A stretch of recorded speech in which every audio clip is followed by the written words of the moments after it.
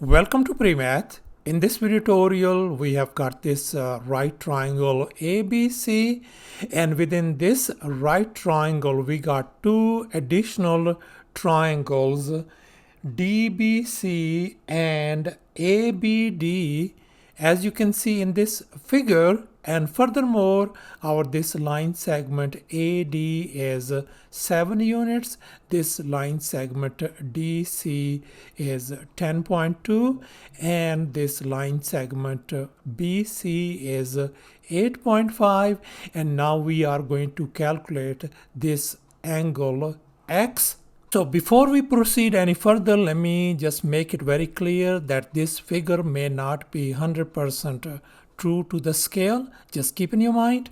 So let's go ahead and get started with the solution. And here's the very first thing we are going to do. Let me go ahead and label these angles. I'm going to call this angle alpha right up here, and I am going to call this angle beta over here, and finally this angle gamma right up here. And here's our very first step. Let's focus on this big triangle ABC, and here we can see this this length AC is going to be the sum of 7 and 10.2. If we add these one, we are going to get 17.2. Now we want to calculate this angle alpha, so therefore we are going to put down tangent of alpha equals to, and let's recall tangent of theta is always equal to opposite over adjacent.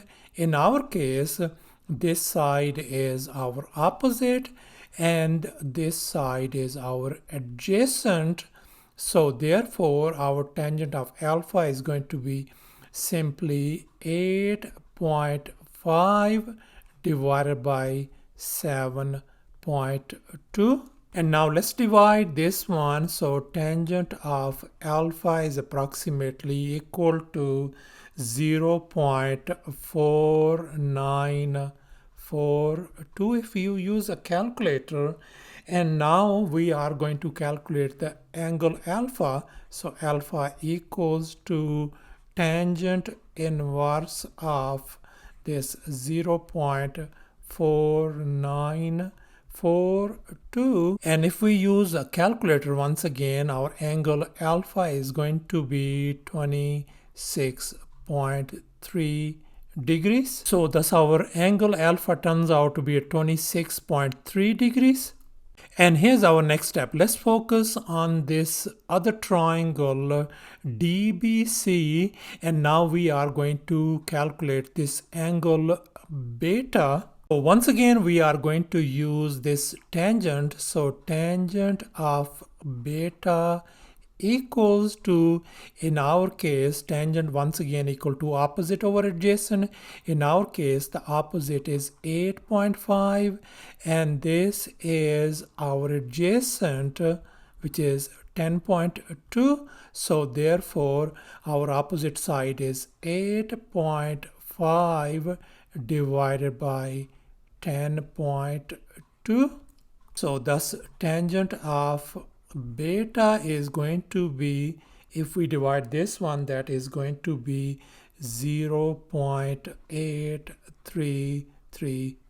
So thus our beta angle is going to be tangent inverse of 0.8333. And if we use a scientific calculator, our beta is going to be approximately equal to 39.81 degrees. So thus our angle beta turns out to be 39.81 degrees. And now in this next step, we are going to calculate this angle gamma. And by the way, as you can see, this whole angle is 180 degrees. That means beta plus gamma equals to 180 degrees because they are supplementary angles. And we know our angle beta is 39.81 13.81 degrees, and now we can easily calculate angle gamma. So this is what we're going to do. We are going to subtract 39.81 degrees from both sides, and here on this side these things are gone, so our gamma angle turns out to be 140.19 degrees. So thus our angle turns out to be 140.19 degrees. And here's our final step. Let's focus now on this triangle ABD, and we know that the sum of these angles, this angle alpha, this angle gamma, and this angle X, all they add up to 180 degrees, as you can see over here. And now we are going to calculate this angle X.